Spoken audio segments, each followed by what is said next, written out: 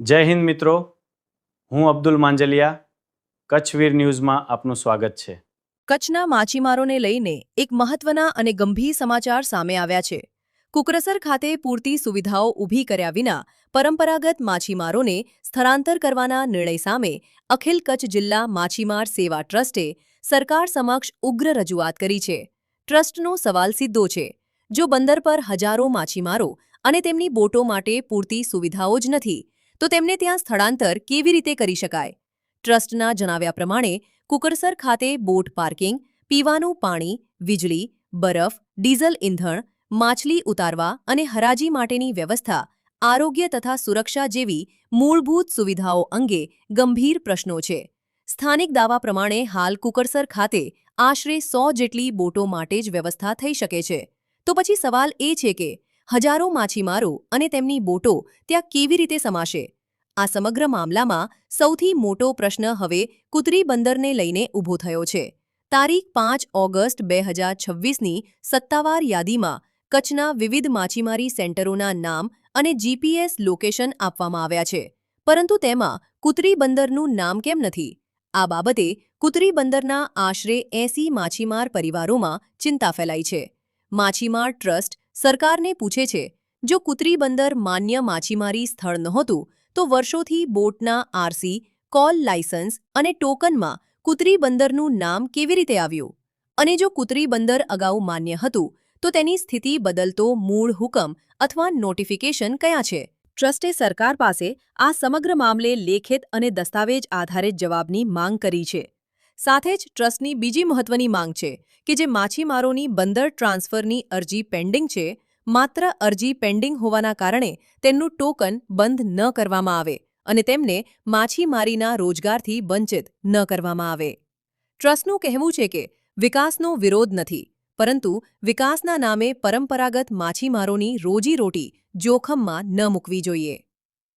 કુકરસરની વાસ્તવિક ક્ષમતાનો સ્વતંત્ર ટેકનિકલ સર્વે થાય. અસરગ્રસ્ત માછીમારો સાથે બેઠક યોજાય. કુતરી બંદર અંગેના તમામ દસ્તાવેજો જાહેર કરવામાં આવે અને સમગ્ર મામલે નિષ્પક્ષ તપાસ કરવામાં આવે એવી માંગ કરવામાં આવી છે, કારણ કે આ માત્ર બંદર બદલવાનો મુદ્દો નથી. આ કચ્છના હજારો માછીમારો અને તેમના પરિવારોની રોજીરોટી અને ભવિષ્યનો સવાલ છે. હવે જોવાનું એ રહેશે કે સરકાર માછીમાર સમાજના આ ગંભીર સવાલોનો દસ્તાવેજ આધારિત શું જવાબ આપે છે. Report by Abdul Manjaliya, Kutch Veer news.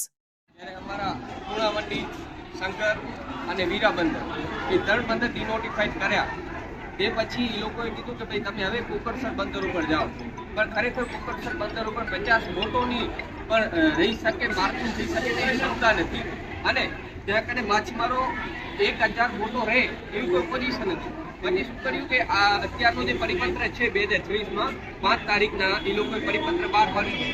એમાં કુતરીનાર એ કહે છે કે ડિનોટિફાઈડ છે. ખરેખર કુતરીનાર 2016માં ડિનોટિફાઈડ થઈ ગયું. તો જ્યારે કુતરીનાર 2016માં ડિનોટિફાઈડ થઈ ગયું છે, તો જ્યારે પૂર્ણાવંડી ચકડા બંદર એ જ્યારે ડિનોટિફાઈડ કર્યા ત્યારે એ લોકોના ગોલ્ડ ટ્રાન્સફર માટે કુતરીનારનું ટોકન કેમ નાખવામાં આવ્યું? તો શું ફિશરીઝ વિભાગને ખબર ન હતી કે તે ટાઈમે 2016માં એ બંદર ડિનોટિફાઈડ થઈ ગયું છે?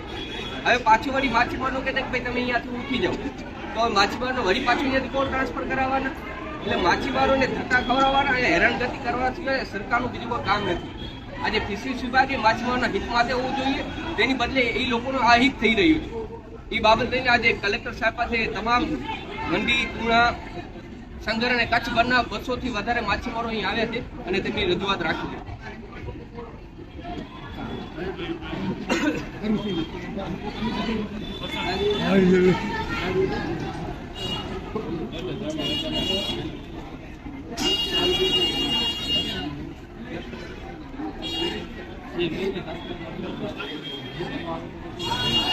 આજે આપના માધ્યમથી જણાવવાનું કે હાલમાં જે કૃષિ અધિકારી દ્વારા એક વિનાખોરી રાખી અને તારીખ 5/8/2023ના